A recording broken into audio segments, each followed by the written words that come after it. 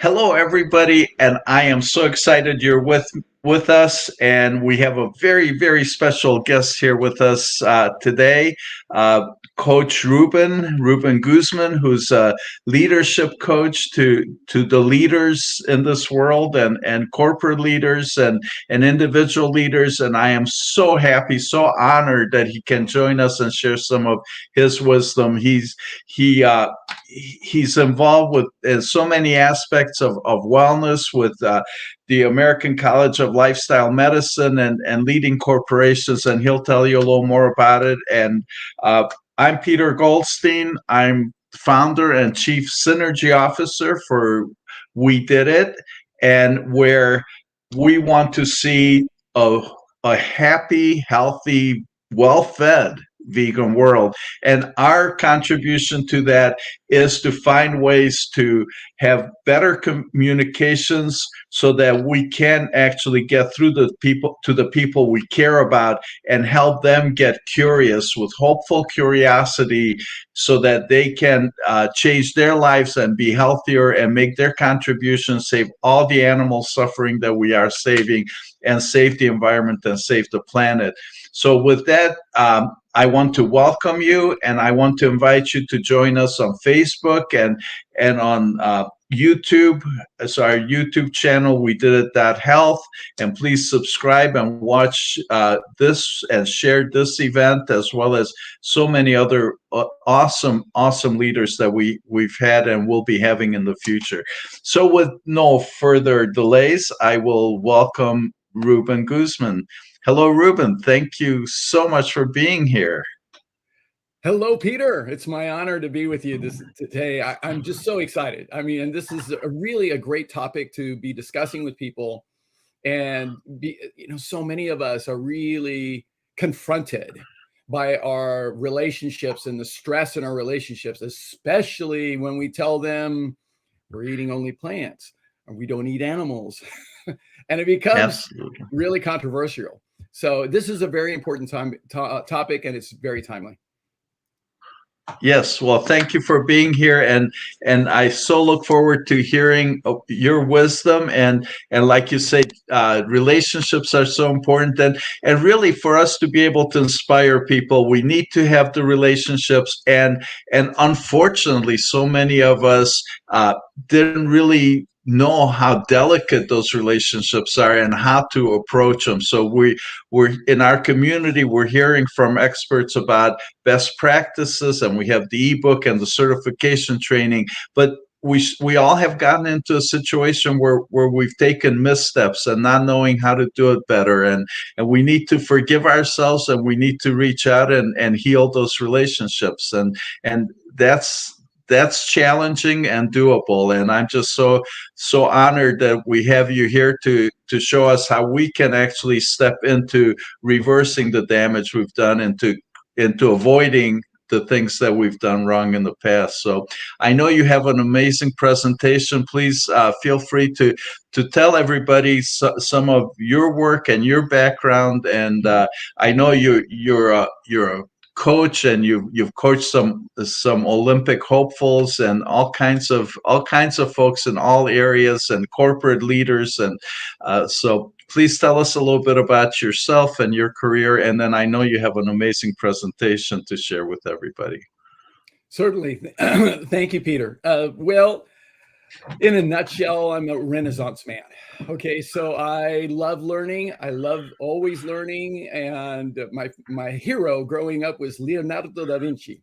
All right, so I'm an executive and business performance coach. I've been doing that for well over 22 years now. And I have been a professional speaker for CEOs and executives, and also in wellness. I've been doing that for well over 25 years. I speak to CEOs and executives for Vistage International. I travel all over the country, and I love being able to do that, and it's wonderful. And I'm also one of the first board-certified lifestyle medicine professionals in the world, and I'm very proud of that. I found my tribe after 30 years. I found my tribe, and I'm so excited and honored to be part of that. I'm also on the committee for lifestyle and performance medicine in the workplace, because I'm Wow. committed to transforming the work environment for people. It's a beautiful environment for us to really do the work. And most people don't even realize the United States Air Force is already doing this in the academy and the troops for the troops in Colorado Springs. So it's very exciting times. We're changing the world, Peter. We're changing the world, and it's awesome. And It's it's coming along. awesome. Yeah, it Yes, is. so exciting. Yes, thank you. Yeah. So, yeah, So shall I wonderful. shift over to my presentation? You bet. Yes, I Okay, we can very, do very good. that, and there we Very are. good. Okay, excellent, excellent. So here's the deal, my friends. When it comes to choosing to be vegan and plant-based, emotionally it can be very trying, very difficult, very straining at times. I mean, sometimes we get on Facebook, don't we? And we see things that are posted and we say to ourselves, what are you thinking? How can you do this? Are you out of your mind? And we have all kinds of experiences like that. We just do. And sometimes we get into conversations with people now, don't we? We get into conversations with people and we find it very, very straining that, simply put, they just don't want to listen. And sometimes we're screaming at the top of our lungs, and the response we get from them is just being tuned out, and they're just ignoring what we're saying. And yet they are in harm's way. We see they got issues with their health, they got issues with all kinds of things going on in their life, and yet they're not listening to us. They don't want to listen, and there's reasons for that. In addition to that, sometimes some of us are even confronted with having the real challenge of trying to figure out, can we actually live with a non-vegan? Oh my. Oh my, it becomes very, very stressful at times, doesn't it? So we find ourselves in a rather interesting predicament that when here we are choosing to be healthy, we see the value of being plant-based. We see the value of being vegan, being able to make a difference for ourselves, for our health, for the animals, for the environment, for the planet. It's an existential opportunity for us to really make a difference. And we feel like we're the lone black sheep in a flock of many other sheep. And so today is about, how do we take the lead? How do we take responsibility in healing relationships? So my name, Ruben J Guzman, MPH, just so you know, does not stand for the speed that I drive my car. Okay, so it stands for Masters in Public Health, and LMP stands for Lifestyle Medicine Professional. So the American College of Lifestyle Medicine, most people don't know about it. It is a legitimate branch of the American Medical Association, founded by many of the luminaries that most of you probably do know. So Dr. T. Colin Campbell, Dr. Caldwell Esselstyn, Dr. Dean Ornish, Dr. Neil Barnard, Dr. John McDougall, they're all involved. All of them are involved in the founding of the American College of Lifestyle Medicine. So a medical branch that exists, and this is right from the Meds website, that lifestyle medicine is the use of evidence-based lifestyle therapeutic intervention, including a whole food, plant predominant eating pattern, regular physical activity, restorative sleep, stress management, avoidance of risky substances, and I want to underscore this next one, and positive social connection. So important. As a primary modality, not secondary, primary, let's go to lifestyle first, medications second, delivered by clinicians who are trained and certified in this specialty, such as myself, to prevent, treat, and often reverse chronic disease. Wow. It's so exciting. It's so exciting, my friends. And so we focus on major pillars of lifestyle, teaching people, empowering people to change their lifestyle behaviors in all of these areas: nutrition, physical activity, emotional well-being, alcohol and tobacco reduction, hydration, sleep. And what we show in the research is that healthy relationships have more to do and more impact on our longevity than even our cholesterol level. It's so important.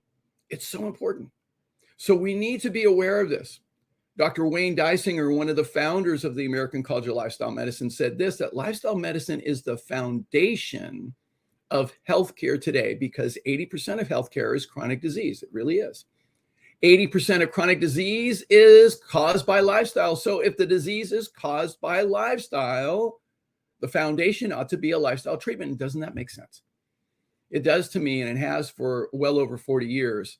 And it really makes a powerful difference. And when I found out about the American College of Lifestyle Medicine in 2016, I jumped in with both feet. And October 2018, I became one of the first board certified lifestyle medicine professionals in the world. And I'm so excited because lifestyle medicine is really about living into what Thomas Edison said well over 100 years ago, when he said that the doctor of the future will give no medicine, none, but will instruct his patient in the care of the human frame, in diet, and in the cause and prevention of disease.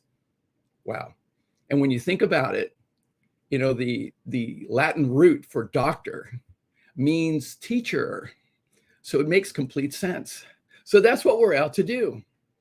So we have a predicament when it comes to being able to be healthy. We just do. In the world that we live in, the predicament that we face is this, as the Dalai Lama so aptly put, when he was asked about what surprised him most about humanity, he said that man sacrifices his health in order to make money. And then he sacrifices his money to try to recuperate his health, a valiant attempt near the end. And then he is so anxious about the future that he does not enjoy the present.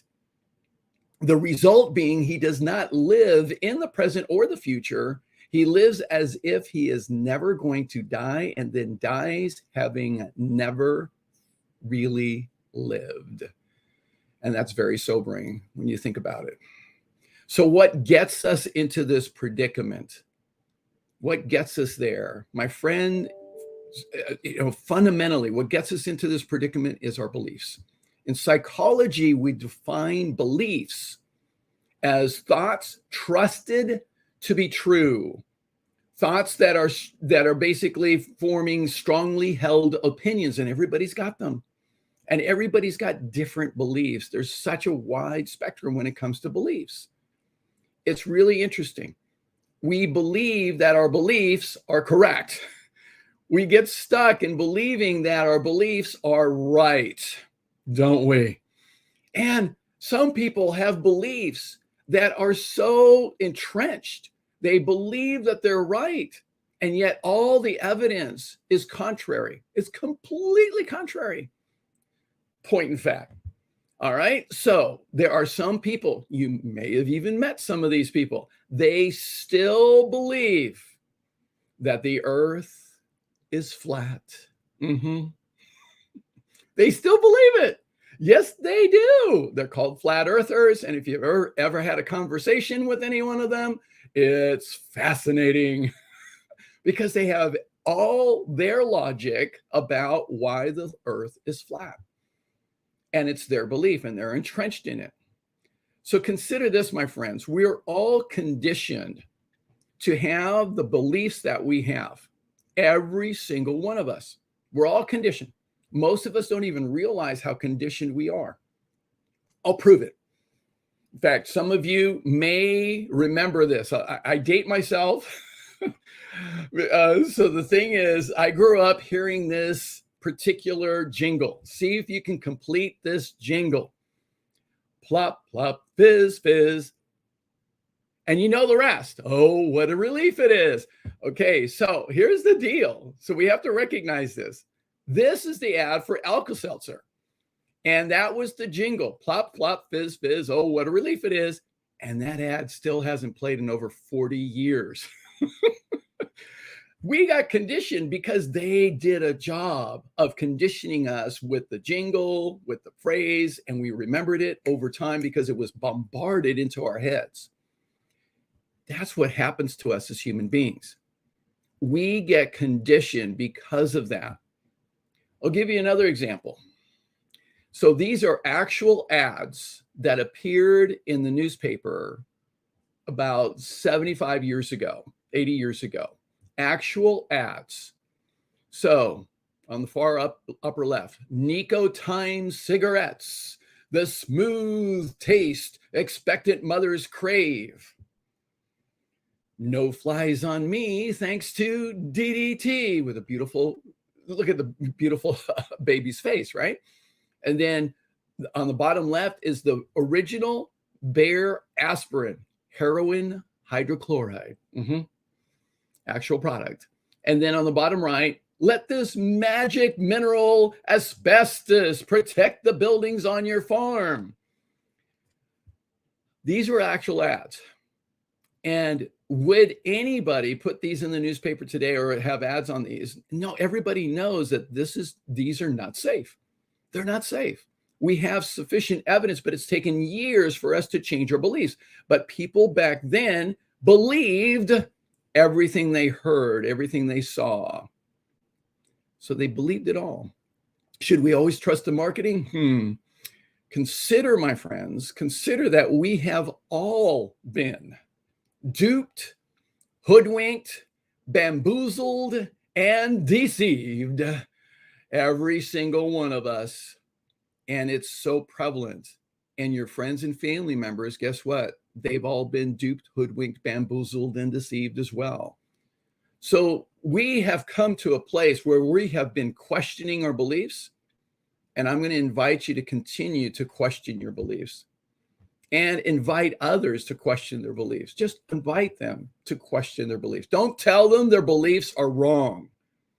It doesn't go well.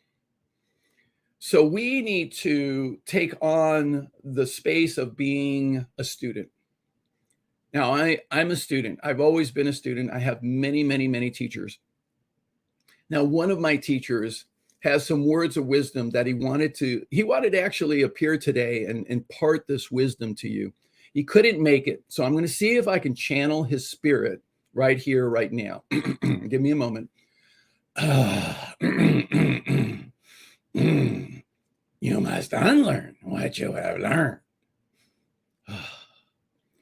Okay, did Yoda come through for you? Did you get the message? I hope you did.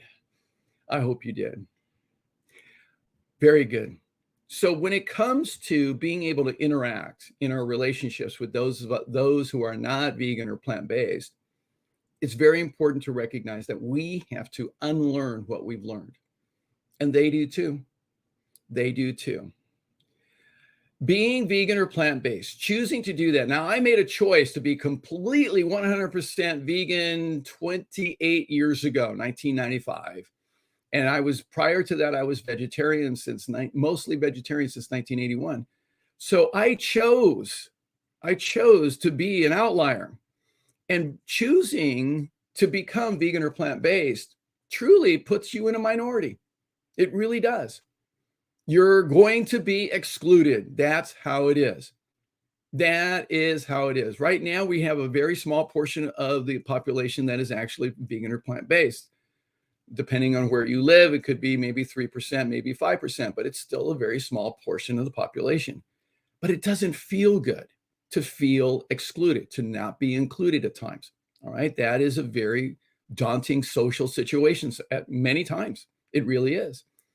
So how do we deal with this isolation that occurs because we're not highly accepted? It's just part of the terrain. So what do we need to do? Well, what I've learned for a long period of time, being Hispanic and growing up in Los Angeles and interacting with the melting pot, I've learned that it's best to have a sense of humor. It really is. I mean, don't take life so seriously. Really, don't take life so seriously. It's not about you. When people are acting the way that they are, I learned from Don Miguel Ruiz a long time ago to not take anything personally.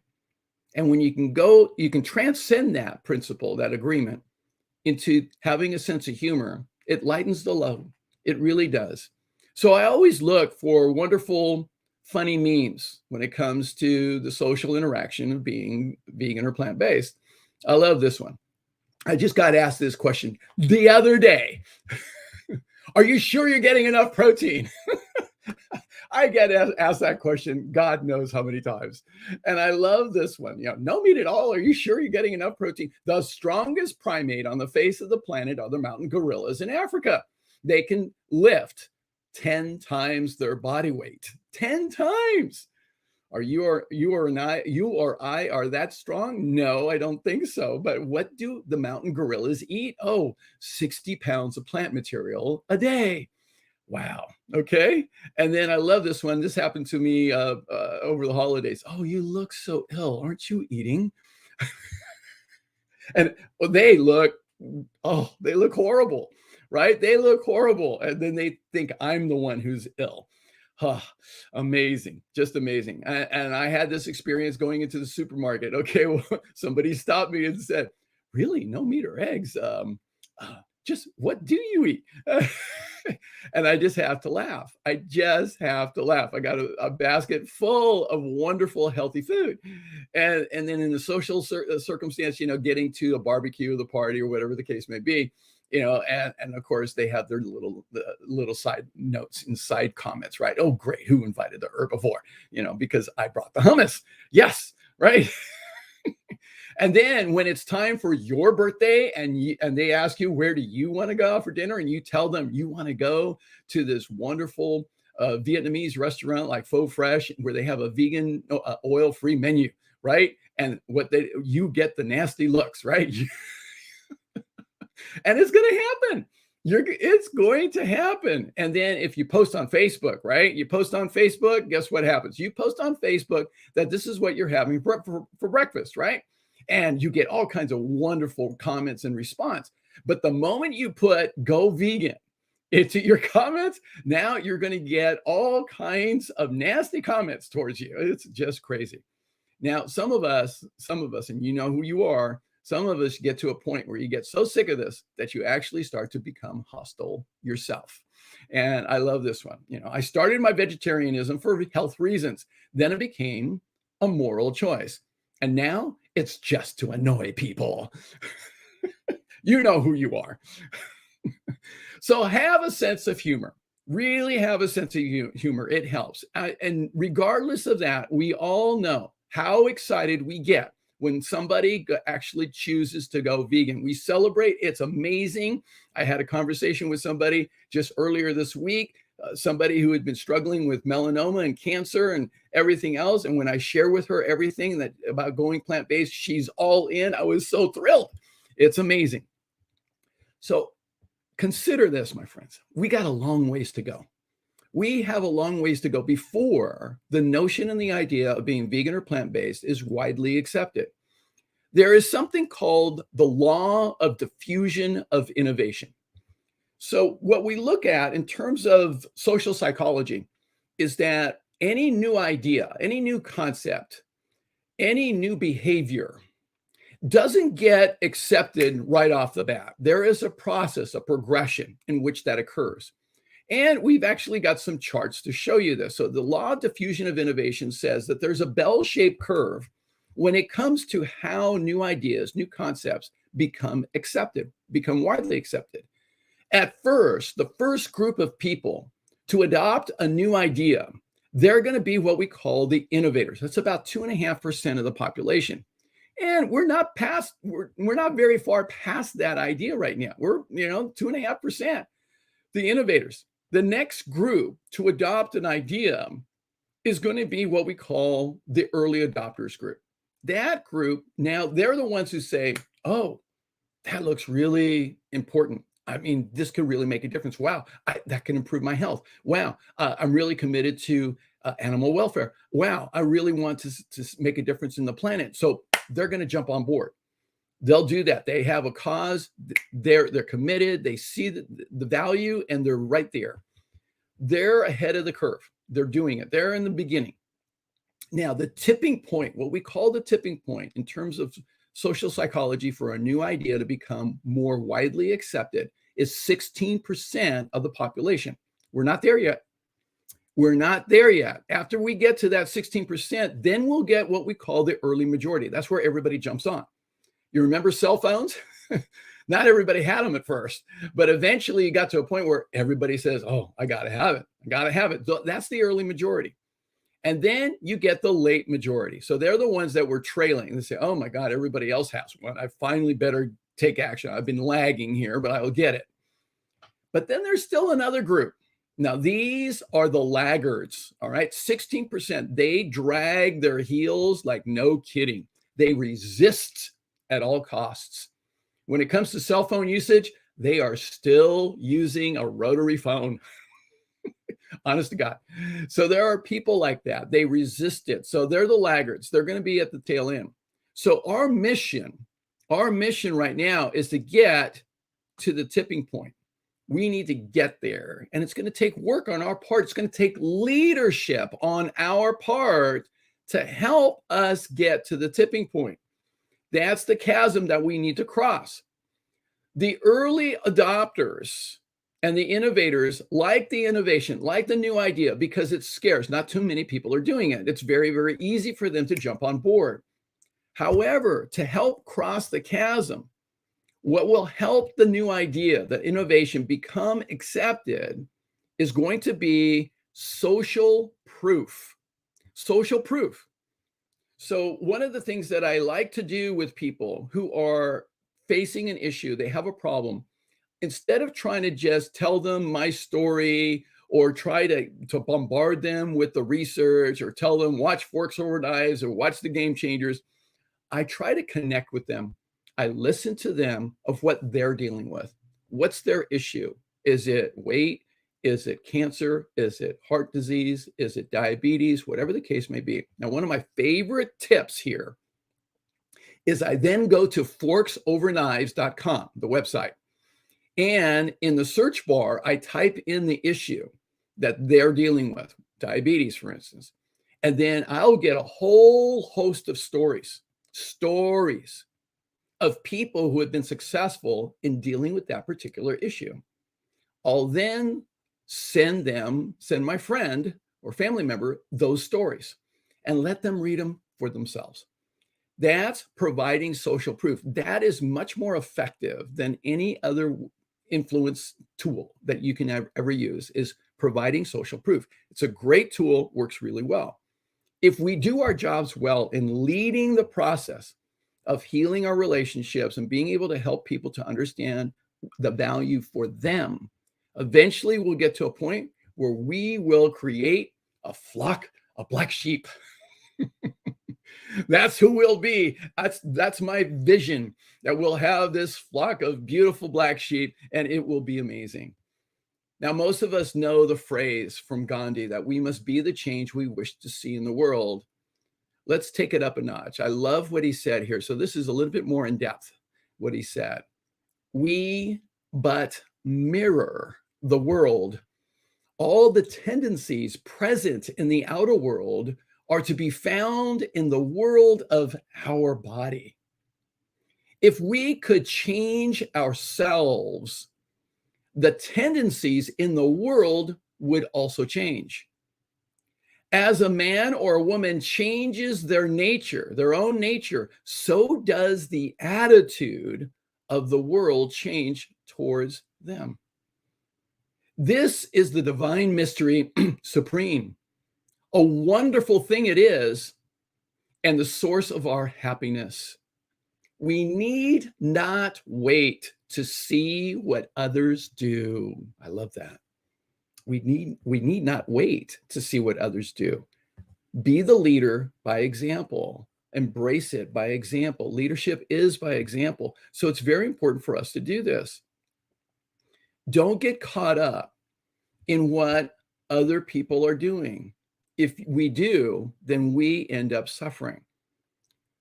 Something that I learned a long time ago is very powerful, understanding human nature and human behavior, is that people tend to suffer.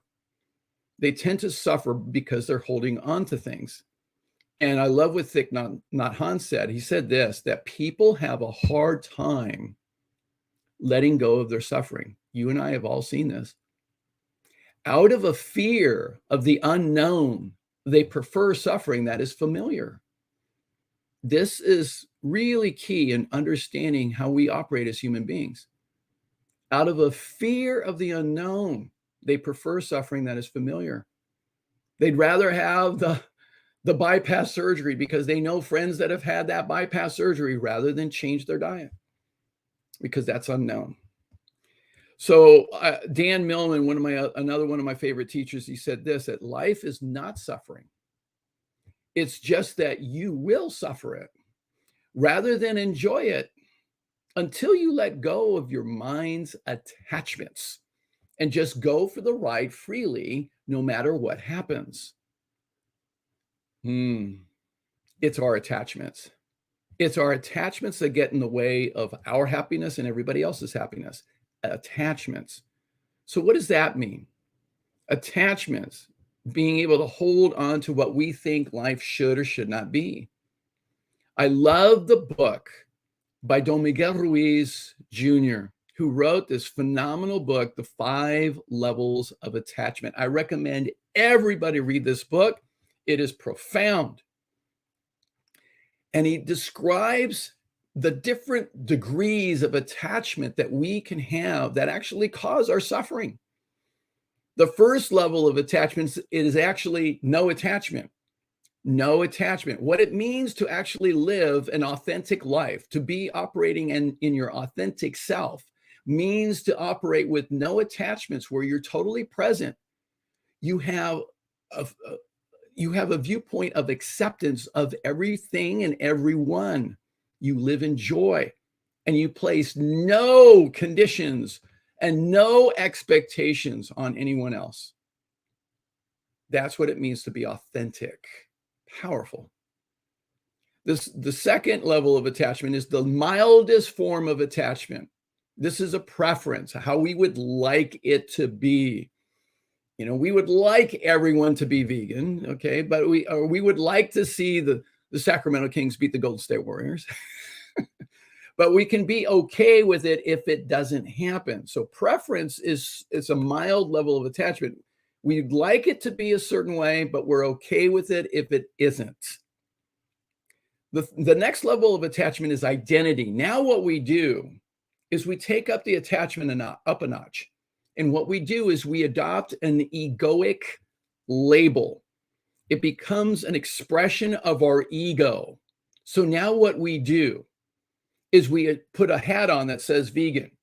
We put a t-shirt on that says vegan or some other phrase on it related to that. That's identity. It's a stronger level of attachment, and it's how we see ourselves, and we're projecting that out into the world. So we're basically projecting a persona of who we are. We're declaring to the world, this is who I am. So that's identity. But now a stronger level of attachment is the fourth level. That's internalization. Now what we do is we internalize that egoic level of attachment and make it a condition for self-acceptance. So now we are putting in the word should. The operative word is should. I should do this. I shouldn't do this. And then we also project it onto others and impose our view on them. You should do this. You shouldn't do that. So we project the word should. There's a joke, you know, I should do this. You should do this. I should do this. I shouldn't do this. I shouldn't do this. You should do this. We should all over everybody. That's what we do.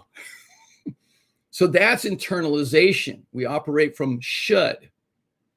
And then the strongest level of attachment is fanaticism. Now what we do is we shift from the word should to the word must or have to. So now it becomes a rigid level of attachment, a very fixed mindset that we're operating from. And now it becomes very exclusive. You must listen to me. You must do what I tell you. I must do this. I must do that. And it becomes fanatical.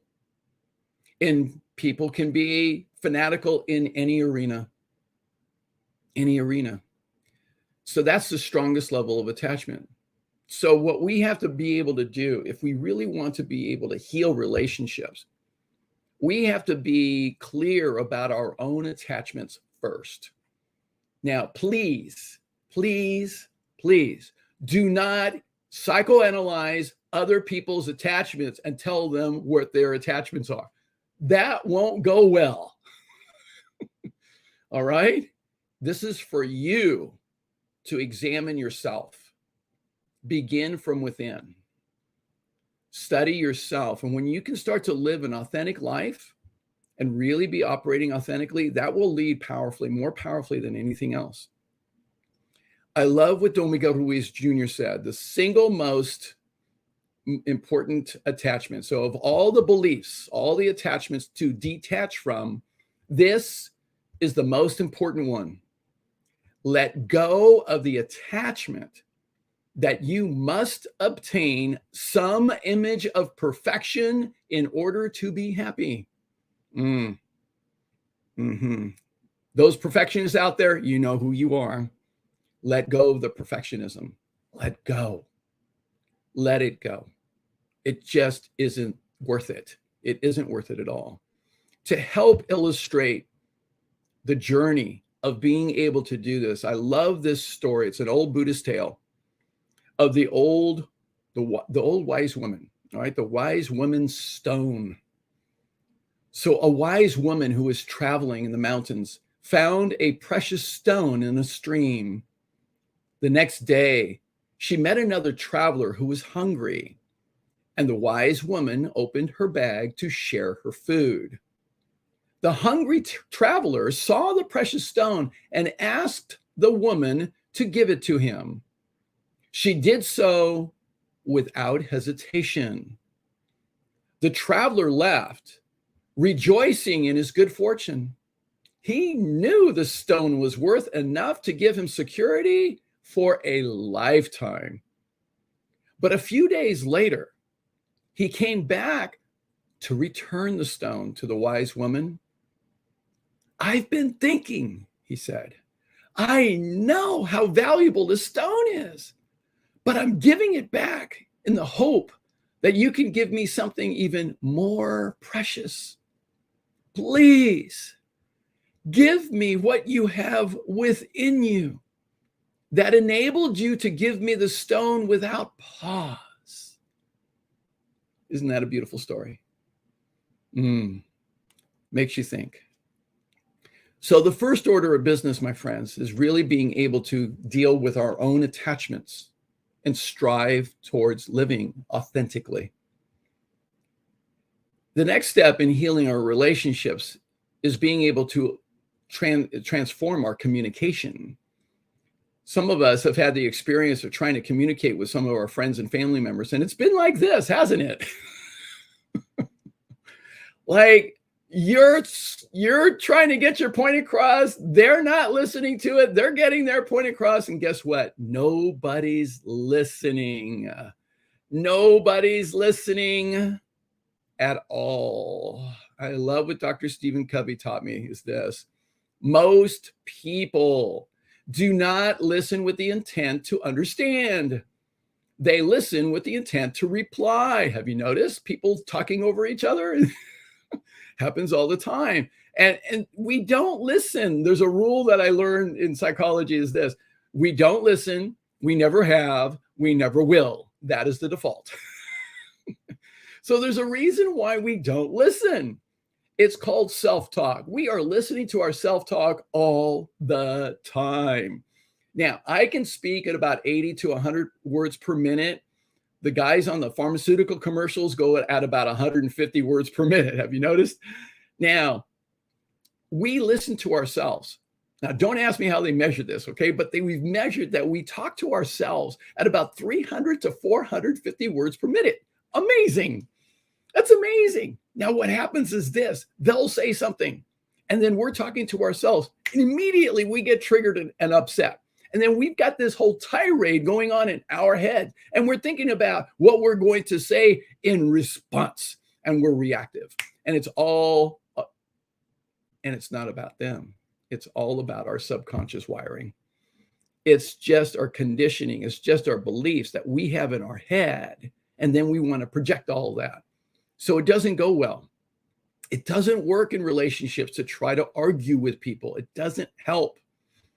Dr. Stephen Covey's fifth habit of highly effective people: seek first to understand, then to be understood. Most of us operate backwards on this. Stop trying to get your point across. Seek first to understand. That's our task. In healing relationships, we must start here, seeking first to understand. Now, I've learned that there are three major types of listening. So the first type is what we call passive. Okay, you're there. I hear you. You hear them, but you're not really paying close attention. All right, that's passive. Doesn't work very well. Then there's reactive listening, which is what most people do when they're having conversations and they're listening to themselves, figuring out what they're going to do, what they're going to say in response. So they're explaining, they're defending, they're negating, they're sharing pity, whatever the case may be. It's reactive listening. That's also not effective. What is effective is active listening and being able to really connect, authentically connect with another human being, connect with them, and to connect from a space of empathy and compassion. This is what we need to learn to do, and it's a skill set. To actively listen is a skill set. Now, I have a whole webinar on my YouTube channel, and it's Communication for a Peaceful Life. My invitation is that you check it out. A lot more detail that I go into, but I'm just going to give you a couple little tips on this. So active listening, the process of active listening involves three levels of listening. First, we need to listen for the content or the words being said. Get the precision of what's being said accurately. That's listening to what they're saying. Secondly, we want to listen to the emotion, the energy in the background. What is that? What is that energy that they're sharing with us? How are they communicating to us? And then third is being able to listen deeply to the core of their message. What is their commitment? What is their motivation? What's driving them? So listening for why. Now, Simon Sinek talks about in his TED Talk the golden circle of how to be able to communicate, and starting with why. But you know what? It's also important for listening. And I love this diagram because when we listen, what we want to do is move from the outside circle of what to the middle circle of how, and eventually get to the core, which is why. So remember this diagram, and you want to listen from the outside in. You listen from the outside in, and then you're going to reflect back what you're getting to them so that they feel heard. It's a process called recreating. So get my webinar going for yourself so you can really listen to that. Pay attention to your skill of active listening. It will make a difference. And realize this, that when people talk, if people talk to you, listen completely, really. It is a gift. Most people never listen. They never do. So when you listen to somebody and you really listen and you reflect back what you hear from them, it will make a profound difference. And I love what the Dalai Lama said, that when you talk, you are only repeating what you already know. But if you listen, you may learn something new, especially about them. To do that is truly an act of love. Love is accepting another human being just the way that they are. That's what it means to love. And there's several different levels in which we can love. And to be able to love someone else, to accept them for who they are as a human being, a divine creation on this planet, we first need to be able to love ourselves. And this is sometimes the hardest journey for us. Too many of us wake up in the morning and we're very harsh and critical with ourselves. You know, I suck. My life sucks. I'm a loser. I'm not worthy of anything. I'm not good enough. We are so critical of ourselves. We have to learn to love ourselves. And the journey to really being able to grow this movement begins with us being able to love ourselves. When we do that, then we can love others. You cannot give away what you don't already have. I love the word Ubuntu, which means I am because we are. How can one of us be happy while the rest are miserable? So we have to be happy. We have to lead by loving ourselves first and foremost, so that we can spread that joy, spread that love to them. And when we can love others, then we can also share that love to all the animals. I love this picture. Oh my God, I love this picture. I mean, those of you who have held animals, you know how nurturing and how restorative this is to be able to really connect with an animal, a loving creature on the face of this planet. That's all they are, is love. That's all they are, is love. And when we experience that kind of love, then we can actually extend this love to the entire world and planet in which we live. It is such a beautiful place. And we want to be able to love every aspect of it, the water, the air, the trees, the forest, everything. We want to love this planet. So my friends, my invitation to you is to choose, actively choose love each and every day, each and every moment of your life, to choose love. All there is, I learned from Don Miguel Ruiz, all there is love or fear. That's all there is. So the choice for us is to choose love, to accept ourselves, to accept others, to accept the animals, to accept the environment, and to really help work it in that direction. An example of this choice, I love this story. It's one of my favorite stories, the starfish story. An old man had a habit of early morning walks on the beach. One day after a storm, he saw a human figure in the distance moving like a dancer. As he came closer, he saw that it was a young woman, and she was not dancing, but was reaching down to the sand, picking up a starfish, and very gently throwing them into the ocean. "Young lady," he asked, "why are you throwing starfish into the ocean?" "The sun is up and the tide is going out. And if I do not throw them in, they will die." "But young lady, do you not realize that there are miles and miles of beach and starfish all along it? You cannot possibly make a difference."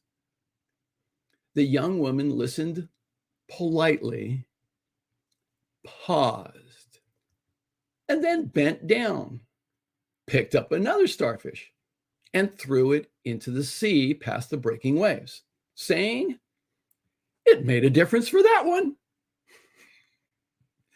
I love this story.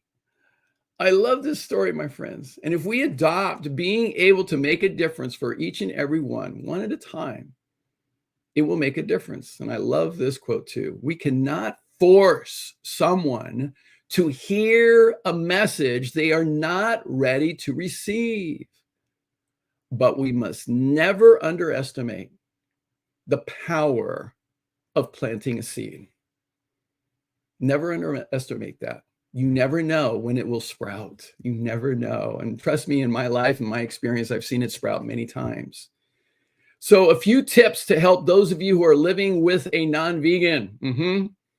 First of all, make it about healthier choices. That's a really good place to operate from. So make it about health. That's usually not so controversial. Ask for support directly. Be clear in your asking of support. Share a vegan side dish at dinner. Okay, make it simple. Start small. Make a vegan dish as your base meal from time to time. Buying more fresh veggies actually saves money. Show the difference in the bill, in the grocery bill. Cook together. Have fun. That's a much more fun experience. Let your partner try your vegan meals. Let them try. Here, this tastes delicious. Try it out. Just take a taste. Look at the menus in advance when you go out to a restaurant. That way you can pick things out early. Veganize a dessert for a surprise. I love my nice cream.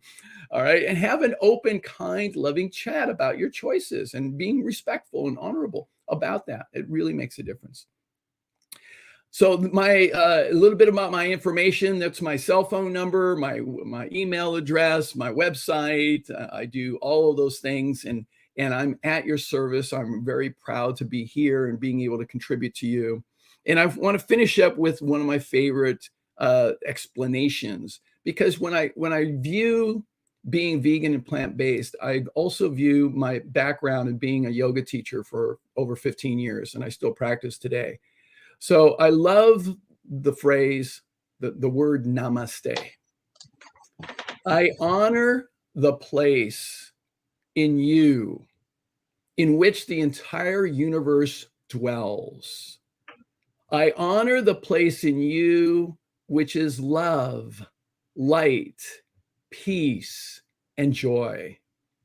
When you are in that place in you, and I am in that place in me, we are one. So thank you, thank you, thank you. All right. Wow, that what an amazing presentation. Absolutely amazing. Thank you so much. Wow. Oh, you're most welcome. Yeah, I have some notes, and I'm not even sure where I would can start with it. But we have somebody, Maynard. He's asking about, does the concern for attachments come from the Buddhist reflective tradition? I'm not sure exactly where it comes from, but I know that it works in terms of being able to understand that our attachments get in the way of our own joy and happiness, and really lead to our suffering. So, there's a lot of wisdom, and by the way, there's a lot of wisdom from a lot of different traditions. So maybe not even just Buddhism, because I see this in a lot of things. So it's not necessarily just one tradition. I mean, you see it in Confucianism, you see it in Hinduism, you see it in all kinds of things. So it's not just one thing. So, but great question. Yeah, thank you for that. Well, and attachment and love. I really love what you were saying about love, and start and I'm wondering what's coming up for me, and maybe for some other people, and I'm really in alignment with the things you're saying, but I'm thinking that maybe some other people are wondering about how to reconcile the concept of love with animal compassion. So how do we love and still be able to not be just really, I mean, once when we focus on animal suffering and animal injustice, I mean, that's how can we be with love and acceptance with all that suffering? That's a very powerful question. It really is. So what I've learned is that it's, as Gandhi showed so eloquently in his life, people may not agree with what we see. Okay, we see that if we're really against the violence towards animals, for instance, okay, and we see the harm that is done by enslavement and mutilation and butchery and everything that goes on with animals, we see that clear as day. But other people they're dissociated from that. Right. So it's difficult sometimes for some of us to not judge them for their beliefs. And so we fall into a trap. If we have become illuminated, and most of us did not grow up being completely vegan. All right. Most of us didn't. Okay. There was a moment in our time, in our life, where we shifted our mindset, we shifted our beliefs. And so the trap for us is that if we shift our beliefs and we see this, we've seen the light, the trap is then starting to judge others for not seeing the light that we have seen. And we start being judgmental, and we start making other people wrong. And so now we're operating from a place of fear, not of love. And so we have to accept that they are on their journey. They're on their path, just like we have been. and to really operate from compassion for all beings, including the humans that are stuck in their ways right now. They're just where they're at. And I love what I learned from Colin Tipping, that we're all spiritual beings having a human experience. And so if we understand that we're spiritual beings, then we have a spiritual journey. And everybody's got their own. And we have to honor that. Yeah, unfortunately, that is how it is Mhm. because there's so it seems like so many people have tried to educate, and I'm trying to go to this concept of how people in the vegan movement have really done a lot of harm, Mhm. lot of moving backwards, a lot of get building a label for being vegan as being so negative, and really from the larger picture, all that action that seems so loving and compassionate and for the animals has really pushed a lot of people away, rather than help bring more people closer to being vegan. So maybe it worked some of the time, but most of the time it's really pushed people away, and it's like, oh, you're vegan, I want to have nothing to do with you, Yeah. Mhm. and that's really making backwards progress, if there's such a concept. Yeah. Yeah. It is. It is. And Yeah. it's so painful to Mhm. watch that. It's so painful to know the suffering, and maybe that's just part of the place that we really need to be looking at and healing on, is how painful, how, and figuring out how can we experience that love and compassion for animals, and compassion for the people we care about and their health and everything, and be able to still maintain that, and and not do damage to the relationship. Mhm. We need to have that relationship to be able Right. to move it forward. So Right. wow, you you've raised so many amazing points here. I so love this presentation, and I'm sure a lot of people would love to see more, Sure. and to find your work, and to bring you in and do workshops. And these are things that we need to learn. We need to learn to be at peace, and to Mhm. be able to, from that place. And I think I'm hearing this as part of your message, is we Mhm. need to be at peace. We need to Mhm. be grounded. We need to be happy. We need to be balanced and grounded, and then we can repair our relationships, and change the world. Yes, absolutely. Yeah, we need to start there. I mean, most of us, to give you a little kind of a visual, most of us live our lives in our relationships with one person having their perspective and point of view, another person having their perspective and point of view. And then what happens is that they're in conflict with each other. So what we do in conflict is we press one person against another, and we push and we push and we push. And it's like two people pushing up against each other. If you push, you can do this at home. Find somebody and put your hands up, and then push and push harder and push harder. And you step back a little bit more, and you can actually have quite an incline. And you're pushing against each other, but there's no movement, and there's no synergy, and there's no harmony. There's just conflict. Yeah, So for us, we need to recognize. I mean, I love what General Eric Shinseki said, that we must love those we lead. We must love those we lead. We must accept them for where they are, whoever they are. We may not agree with them. We may not like them, what they're doing, but we must love those we lead. So instead of pushing up against people, we invite them in. yeah, So we start to become more inviting. Now, they may choose to accept our invitation or not. That's their choice. that's their choice, and with not accepting their choice, we're just going to make negative progress. Right. Right. Whatever the right word for that is, but the Yes. progress is counterproductive and negative. Yeah. Absolutely. Amazing. Yeah. Wow. Hmm. Well, I mean, how many of us want to go to buy a car and have a salesman force us to buy a car? right.